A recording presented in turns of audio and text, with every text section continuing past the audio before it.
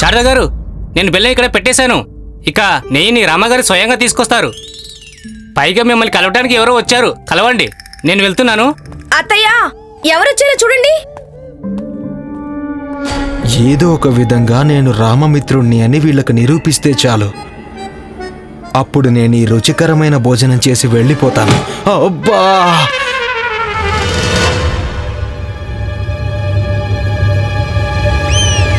ఈ ముసల్ది చాలా భయంకరంగా ఉన్నట్టుంది. నేను తిరిగి వెళ్ళిపోవడమే మంచిది.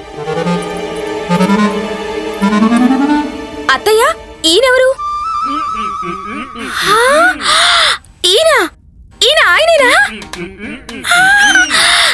మీరు గోపాలకృష్ణే కదా? ఏమీ చెప్పాల్సిన అవసరమే లేదు. అత్తయ్య మిమ్మల్ని గుర్తుపట్టేశారు. అది మీరే కదా? రామాతో పాటు రామాలయం వెనక ఉన్న మైదానంలో కర్ర బిళ్ళ ఆడేవారు కదా? పైగా రాజా బాబాయ్, ఓ కాళీ బాబాయ్, కాళీ వాళ్ళ తోటల నుంచి మామిడి పళ్ళు దొంగిలించేవాళ్ళు కదా? పైగా శ్మశానంలో దయ్యంలాగా రామని భయపెట్టేవారు కదా? నిజంగా ఇదేదో చాలా బాగుందే. వీళ్ళంతట వీళ్లే గోపాలకృష్ణ గురించి మొత్తం అన్ని విషయాలు చెప్పేస్తున్నారు. మంచిదేలే. చూసారా, మీరెవరో చెప్పకుండానే అత్తయ్య మిమ్మల్ని గుర్తుపట్టేశారు. మీరు అలాగే నిలబడ్డారు. రండి, కూర్చోండి.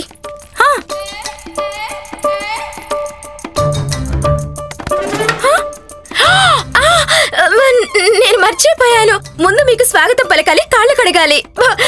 పదకొండప్ప, నీళ్ల పళ్ళని తీసుకురావాలి. అత్తయ్య, పళ్ళెం నీళ్లు తీసుకొచ్చాం. ఇక రామా రావడమే ఆలస్యం. శారద నా కాళ్ళు కడుగుతుందా? ఇది కల కాదు, ఇది నిజమే. శారద నిజంగానే నా కాళ్ళు కడగబోతోంది. ధన్యవాదాలమ్మా. రామా ఈ పాటికి ఇక్కడికి వచ్చేసి ఉండాలి. కానీ ఆయన చిన్నప్పటి నుంచి ఇంతే. మీకు బాగా తెలిసే ఉండుంటుంది. శ్రద్ధ ఉండదు. ఏదో ఆయనకి నాతో వివాహం జరిగింది కాబట్టి సరిపోయింది. ఆయన ఒక ఇంటి వారయ్యారు కదా అత్తయ్య? రామా కోసం ఎంతసేపు ఎదురు చూస్తాం? పద, కాళ్ళు కడుగు. అలాగే అత్తయ్య.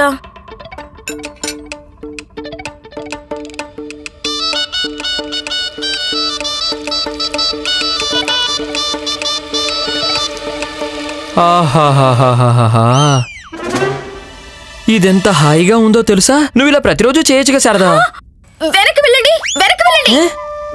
అరే, ఇవి మీకోసం కాదు, ఇవి మీ చిన్ననాటి మిత్రుడు గోపాలకృష్ణ కోసం. ఇతను గోపాలకృష్ణ ఎలా అవుతాడు? రండి రండి. అయ్యో, నా మిత్రుడా? నా మిత్రుడు తన కాళ్ళు తనే కడుక్కునేవాడు.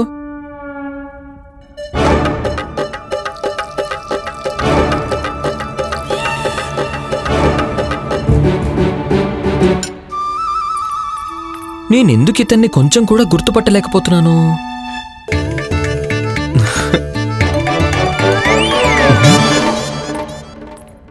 గుర్తుపెట్టావా? నేను అతన్ని. అతనా?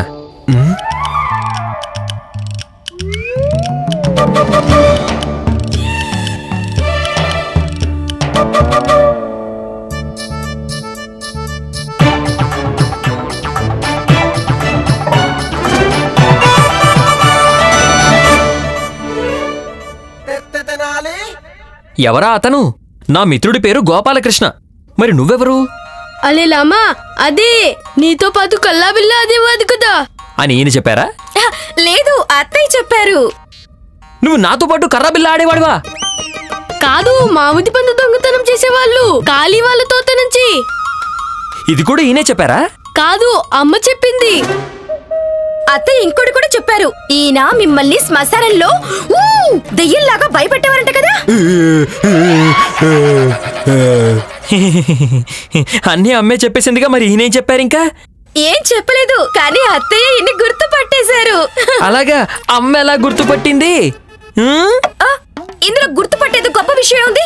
ఈయన అత్తయ్యని చూసినప్పుడు భయపడిపోయారు. అప్పుడు అత్తయ్య ఈయన్ని గుర్తుపట్టేశారు.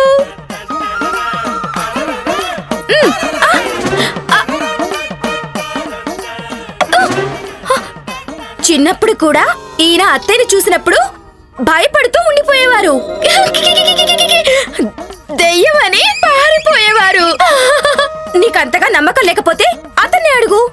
దయ్యమని అరిచి పారిపోయేవారు కదా. చూసారా అత్తయ్య జ్ఞాపక శక్తి ఎంత బాగుందో. సరే కానీ అమ్మా, నా మిత్రుడైతే గుండప్పంత పొడుగే ఉండేవాడు, కానీ ఇతను కొంచెం పొడుగ్గా ఉన్నాడే. 20 సంవత్సరాల క్రితం నా పొడవు తక్కువ ఉండేది, ఇప్పుడు పొడవు పెరిగాను. అయినా 20 సంవత్సరాలలో పొడవు పెరగదా మిత్రమా? ఖచ్చితంగా పెరుగుతుంది. సరే ఒప్పుకున్నాను, పొడుగంటే కాస్త పెరిగింది, కానీ రంగు నా మిత్రుడు తెల్లగా ఉండేవాడు. గోపాలకృష్ణ రంగు ఎలా మారిపోయిందమ్మా? చెప్పు చెప్పు. తపస్సు, తపోబలంతో. నేను హిమాలయాల్లో సాధువులతో పాటు ఉన్నాను. చితాభస్మాన్ని పూసుకునేవాణ్ణి, మేకపాలతో స్నానం చేసినవాణ్ణి, రాత్రి పగలు హోమగుండం ఎదురుగా కూర్చునేవాణ్ణి. అందుకే నా రంగు మారిపోయింది. ఇలా కూడా జరుగుండొచ్చు. లేదు లేదు, ఇతను గోపాలకృష్ణ అయ్యే ప్రసక్తే లేదు. కానీ వీళ్ళకి ఈ విషయం ఎందుకు అర్థం కావడం లేదు? వీళ్ళకి అర్థమయ్యేలా చెప్పాలంటే అందరి ముందు ఇతని నిజ స్వరూపం బయట పెట్టాల్సి ఉంటుంది రామా.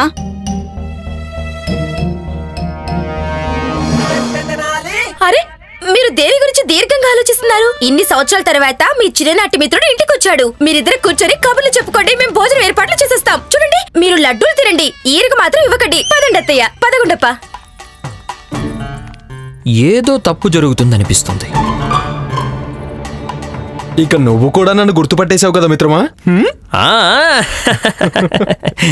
కొంచెం సేపట్లో పూర్తిగా గుర్తుపట్టేస్తాను. తిను తిను, లడ్డూలు తిను. అయ్యో తిను, మంచిగా తిను. నాకు ఒక్కటి కూడా ఇవ్వద్దే. తిను.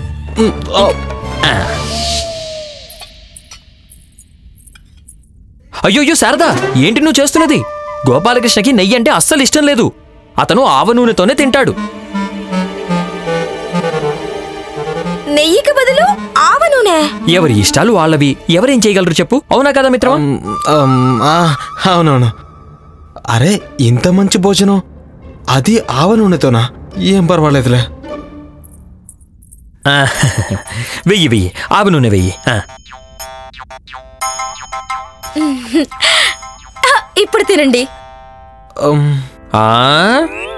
నువ్వు మళ్ళీ ఏదో మర్చిపోతున్నావు. ఏమిటంటే, కారంగా లేకపోతే నీకు భోజనం చేసినట్టే ఉండేది కాదు. ఇదిగో, నిస్సంకోచంగా ఏమి కావాలో అన్నీ అడుగు, కొంచెం కూడా సంకోచించకు. శారదా, వెళ్ళు, నువ్వు వెళ్ళి కారం తీసుకురా. తెస్తుంది, కారం కూడా తెచ్చేస్తుంది.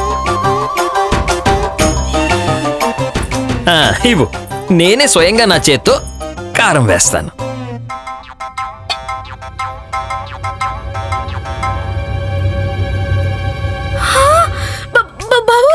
ఇంత కారమా?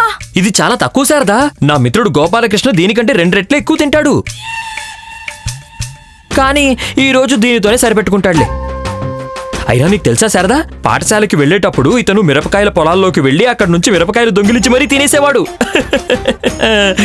మిరపకాయలు ఎలా తినేసేవాడంటే ఏదో మిఠాయిలు తింటున్నట్టే తినేవాడు. ఇంత కారమా? మనిషి అనేవాడు తినగలడా? గోపాలకృష్ణ మనిషా లేక రాక్షసుడా? నేను దారుణంగా ఇరుక్కుపోయాను. తిను మిత్రమా, తిను తిను. కారం కలిపానుగా, తిను. అయ్యో, ఎలా తింటావు? ఇప్పుడు నేను ఒక విషయం మర్చిపోయాను. ఇప్పుడు మీరేం మర్చిపోయారు?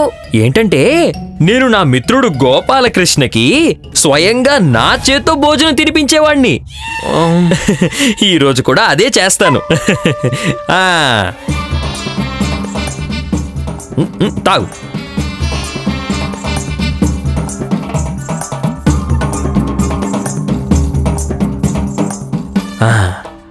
కారం తక్కువగా ఉందా? నాకు తెలుసు, కారం తక్కువ ఉంటే నీకు అస్సలు నచ్చదని. కానీ నువ్వు ఈ రోజుకి సరిపెట్టుకో. ఇదిగో, ఇంక నువ్వు తాగి. తాగు తాగు తాగు.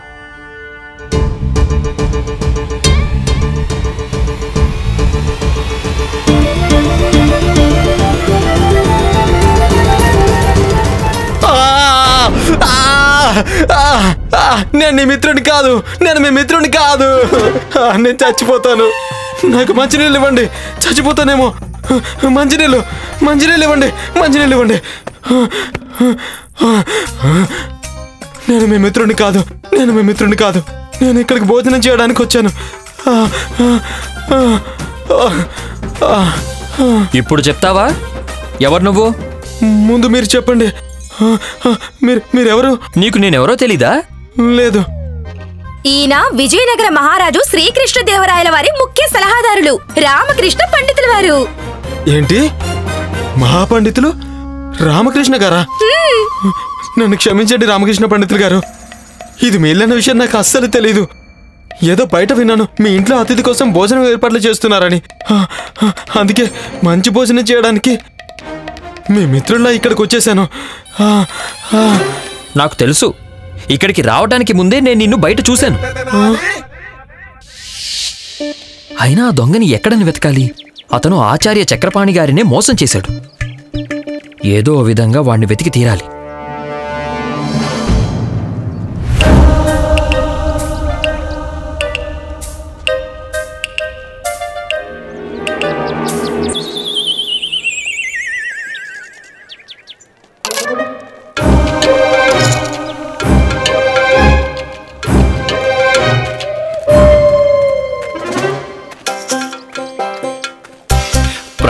రామకృష్ణ పండితులు గారు, ప్రణామాలు. నాకు పెద్ద సమస్య వచ్చింది. తర్వాత అయ్యో,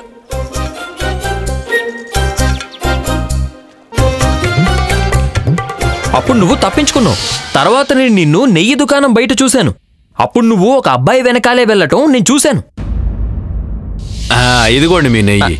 ధన్యవాదాలు.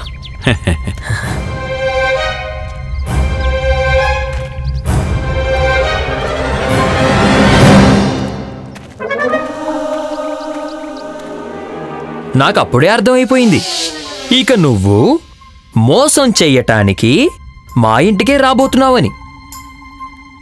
అనుకున్నట్టుగానే వచ్చావు. ఇక నేనిప్పుడు సైనికుల్ని పిలిపించి వాళ్ళకి నిన్ను పట్టించేస్తాను. బహుశా ఆచార్య చక్రపాణి గారి ధనాన్ని దోచుకున్న దొంగ కూడా ఇతనే అయి ఉండొచ్చు. కానీ ఈ విషయాన్ని ఇతనితోనే చెప్పించాలి. చూడండి, నేను ఆకలితో ఉన్నాను. ఇక్కడికి కేవలం భోజనం చేయడానికి మాత్రమే వచ్చాను. చిన్న చిరక దొంగ వెదవ్వే, నీకిదే తగిన శిక్ష. పట్టించేయాలి. గుడ్డివాడైన ఒక బికారిని మోసం చేసి నాణేలు తీసేసుకున్నావు. కేవలం భోజనం చేయడానికి ఎవరో ఇంటికి మిత్రుల్లా వచ్చేసావు. ఛీ, నువ్వు నాకు ఎందుకు పనికిరావు. ఏంటి ఇతను మాట్లాడేది? ఇతనికి ఎందుకు పనికిరానంటే? దొంగంటే అతను ఆచార్య చక్రపాణుల వారిని అల్లుళ్లా వచ్చి మోసం చేశాడు. ఎంత తెలివిగా దొంగతనం చేశాడంటే ఇప్పటి వరకు పట్టుబడనే లేదు. అతను పేరేమో అల్లుడని చెప్పాడు, వృత్తేమో రుణదాత అని చెప్పాడు, పైగా గుర్రం పేరేమో తగాదా అని చెప్పాడు. ఆచార్యుల వారి ధనం మొత్తం తీసుకుని పారిపోయాడు. జనం ఏమనుకున్నారు? ఆచార్య రుణదాత అయిన అల్లుడి దగ్గర అప్పు తీసుకున్నారు, అతను తగాదా మీద వచ్చాడని. ఈ విధంగా ఆచార్యుల వారిని మోసం చేసి మొత్తం ధనం అంతా తీసుకుని వెళ్ళిపోయాడు. వాళ్ళనంటారు ఉచ్చకోటి తెలివైన దొంగ అని. దొంగ అంటే అతను. కానీ నువ్వు ఉన్నావు దొంగవేనా? అతను గనక నాకు దొరికితే ఆ దొంగని నేను మిత్రుడిగా చేసేసుకుంటాను. ఒక దొంగని మీ మిత్రుడిగా చేసుకుంటారా? మిత్రుడే. అతను దొంగ అయితే మాత్రం ఏమిటి, చాలా తెలివైనవాడు కదా. నేను కూడా తెలివైన వాణ్ణి కాబట్టి నాకు తెలివైన వాళ్లే బాగా నచ్చుతారు. నాకతను గనక ఎక్కడైనా కనిపిస్తే అప్పుడు నేను ఈ నగరంలోని ఎవరైనా ధనవంతుణ్ణి, ఎలా అంటే నగర ప్రముఖులు, వాళ్ళ దగ్గర ఎక్కువ ధనం ఉంటుంది కదా, వాళ్ళని ఇద్దరం కలిసి దోచేసుకుని నేను బోలెడంత ధనం సంపాదించేసి ఉండేవాణ్ణి. కానీ నాకు దొరికిందేమో నీలాంటి వాడు, తెలివి తక్కువ దొంగ. చాలా సులువుగా పట్టుబడిపోయేవాడు. లేదు లేదు, నీ స్థానం కారాగారంలోనే. అంటే ఇప్పుడు సమయం వచ్చేసింది. నేను నా నిజాన్ని ఇతనికి చెప్పేయడం మంచిది. కాదు కాదు, నా స్థానం మీతో పాటు ఉండడమే మహాశయ. ఎందుకంటే నేనే ఆ దొంగని, నేనే ఆచార్య చక్రపాణిని అల్లుడిగా వెళ్ళి దోచుకున్నాను. చాలే ఆపు. నువ్వు ఆ గొప్ప దొంగ ఎలా అవ్వగలవు? నువ్వు కేవలం భోజనం చేయడానికి వేరే వాళ్ళని మోసం చేసేస్తుంటావు. లేదు లేదు, అటువంటిదేమీ లేదు. ఏదో నేను చాలా కాలంగా ఇంటి భోజనం తినలేదు, అందుకే ఇక్కడికి వచ్చేసాను. నేను బజార్లో విన్న విషయం ఏంటంటే మీ ఇంట్లో అతిథి కోసం పంచపక్ష ప్రమాణాలు చేస్తున్నారని, అందుకే నేను ఇక్కడికి వచ్చేసాను. కానీ నేనే ఆ దొంగని, ఆచార్య చక్రపాణిని అల్లుళ్ళ మోసం చేశాను. దొంగతనం మీద ఒట్టు. చూడండి, నేను ఒక దొంగని, దొంగతనం మీద ఒట్టేసి చెప్తున్నాను. అంటే నేను చెప్పేది నిజమన్నట్టే కదా? నన్ను ఎలా నమ్మమంటావు? అరే నేను అన్నీ విన్నాను. ఆచార్య చక్రపాణి గారి ఇంట్లో నుంచి ఆ దొంగ మొత్తం ధనమంతా దోచేసుకున్నాడట. కానీ నువ్వు చూడ్డానికే ముష్టివాళ్లా ఉన్నావు. లేదు లేదు, నేనేం ముష్టివాణ్ణి కాదు. ఏ దొంగ అయినా దొంగతనం చేసిన సొమ్ముని పట్టుకుని తిరుగుతుంటాడా ఏంటి? నేను అవన్నీ అడవిలో ఒక చోట దాచుంచాను. ఇంకా చాలా మందిని మోసం చేశాను, అవి కూడా అక్కడే దాచిపెట్టాను. మీకు నమ్మకం లేకపోతే మీరు నాతో పాటు వచ్చి అన్నీ చూడొచ్చు.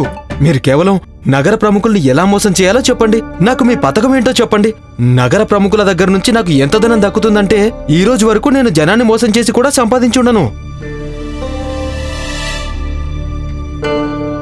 ఎప్పటికీ సంపాదించలేవు కూడా. నాకు నీ మీద ముందు నుంచే అనుమానంగా ఉంది. ఏ వ్యక్తి అయితే ఒక కళ్ళు లేని బికారిని మోసం చేయగలడో అతను ఒక వృద్ధుణ్ణి కూడా మోసం చేయగలడు. కానీ ఇదంతా నేను నీ నోటి నుంచే వినాలనుకున్నాను. ఇక నువ్వే స్వయంగా అడవిలో దాచిపెట్టిన మొత్తం దొంగ సొమ్ముని సైనికులకి చూపించాలి. అయితే ఇదంతా మీరు ఎందుకు చేశారన్నమాట? నేను నా నోటితో నా అపరాధాన్ని స్వీకరించాలనా? అత్తయ్య అంటున్నారు, మంచి పనైంది, నువ్వు వాడిని పట్టేసుకున్నావు. అమ్మా చాలే, ఇంకాపు. నువ్వే స్వయంగా ఇతనికి మనల్ని దోచుకునే అవకాశాన్ని ఇచ్చేసావు. పైగా మిత్రుడికి సంబంధించిన అన్ని విషయాల్ని నువ్వే చెప్పేశావు. ఏమిటి? ఇక నువ్వు చేసిన తప్పుకి నీకు మహారాజు గారే శిక్ష విధిస్తారు. గుండప్ప, వీళ్ళు సైనికులు పిలుచుకురా. దయచేసి అలా చేయకండి, నన్ను క్షమించండి. అప్పుడు నువ్వు ఇంకా చాలా మందిని ఇలాగే మోసం చేస్తూ పోతావు. పాపం ఆ వృద్ధులైన ఆచార్య చక్రపాణి గారిని కూడా వదిలిపెట్టలేదు. లేదు, నీకు శిక్ష పడి తీరాల్సిందే. వద్దు, నేను ఒప్పుకుంటాను. నేను చాలా మందిని మోసం చేశాను, కానీ జనం కూడా స్వయంగా వారిని మూర్ఖుల్ని చేయడానికి అవకాశం ఇస్తుంటారు. జనం జాగ్రత్తగా ఉంటే, మూర్ఖులు అవ్వకపోతే అప్పుడు నేను వారిని మోసం చేయలేను కదా. ఇందులో నా తప్పేముంది చెప్పండి?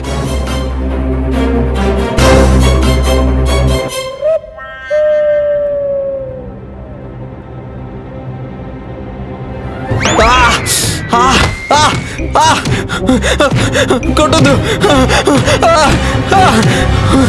అసలే కారం మంటతో చేస్తున్నాను. ఇప్పుడు నేను నా తప్పుల్ని కూడా ఒప్పుకున్నాను కదా, ఇంకెందుకు కొడుతున్నారు? నీకు దెబ్బ తగులుతుందా? ఇందులో నా తప్పేముందని నేను కేవలం కర్ర తిప్పుతున్నాను అంతే. వద్దు, నాకు అర్థమైంది, నిజంగానే నాకు అర్థమైంది. తప్పంతా నాదే. నేను మీకు మాట ఇస్తున్నాను, ఆచార్య చక్రపాణి ఇంకా నేను ఎవరినైతే మోసం చేశానో వాళ్ళ ధనం మొత్తం తిరిగి ఇచ్చేస్తాను. జనాల్ని మూర్ఖుల్ని చేయడానికి ముందు నువ్వు ఒకసారి కూడా ఆలోచించలేదా? ఎవరైతే ఎదుటి వారిని మూర్ఖుల్ని చేస్తారో చివరికి వాళ్లే స్వయంగా మూర్ఖులైపోతారని.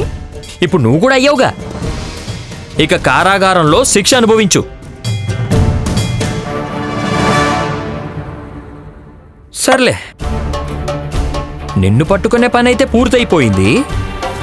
ఇక నేను వేరే వాళ్ళ కళ్ళు కూడా తెరిపించాల్సి ఉంటుంది.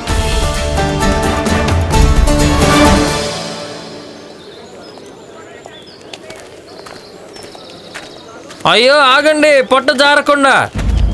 మమ్మల్ని ఆపేంత ధైర్యం ఎవరు చేశారు?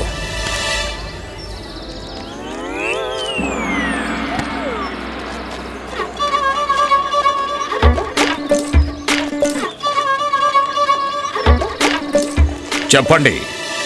అయినా ఈ పొట్ట జారకుండా ఏమిటి? అయ్యో, పొట్ట పెరిగిపోయింది కదండి, కాబట్టి పొట్ట జారకుండా చూసుకోవాలి కదా. పొట్ట జారకుండా. మీరు కిలికొల్లూరు గ్రామం నుంచి వచ్చారు కదా, ఆచార్య తాతాచార్య కదా? ఇతను మా ఊరివాడా? మాట్లాడడం మొదలు పెడితే ఏమైనా అడుగుతాడేమో. ఏ ఊరైతే ఏంటి, అయినా మీకెందుకు? అయ్యో, గుర్తుపట్టలేదా? మీ ఇంటి ఎదురుగా ఒక రావి చెట్టు ఉండేది కదా, ఆ చెట్టు ఎదురుగా ఒక దారి ఉండేది కదా. అటువైపు వెళ్ళి దక్షిణం వైపు తిరిగితే ఆ దారిలో ఒక సందు వచ్చేది. ఆ సందులోనే మా ఇల్లండి. నేను పూర్ణయ్యని. ఏంటండి మీరు నన్ను గుర్తుపట్టలేదా? లేదు. అయ్యో, అయితే నేను రామకృష్ణ పండితుల ఇంటికే వెళ్ళేవాడిని కదా. అదేంటంటే నేను గంగాసాగర యాత్రకి వెళ్ళాలండి. నా దగ్గరేమో 10,000 బంగారు నాణేలు ఉన్నాయండి. ఎన్ని బంగారు నాణేలు? 10,000 బంగారు నాణేలు. కానీ ఇంత ఎక్కువ ధనం పట్టుకుని అంత పెద్ద మహాయాత్రకి అయితే వెళ్ళలేను కదండి. అందుకే ఇవేమో రామకృష్ణ పండితులు గారికి ఇచ్చేసి వెళ్తాను. పొట్ట జారకుండా వెళ్తా. గంగసాగర యాత్ర ఎటువంటి యాత్ర అంటే అక్కడికి వెళ్లి తిరిగి వచ్చే వారి సంఖ్య చాలా తక్కువ. అంటే ఇతను తిరిగి రాకపోతే అప్పుడు ఈ బంగారు నాణేలన్నీ రామకృష్ణ సొంతం అయిపోతాయి. లేదు లేదు, ఇతని బంగారు నాణేల్ని మేం తీసుకుంటాం.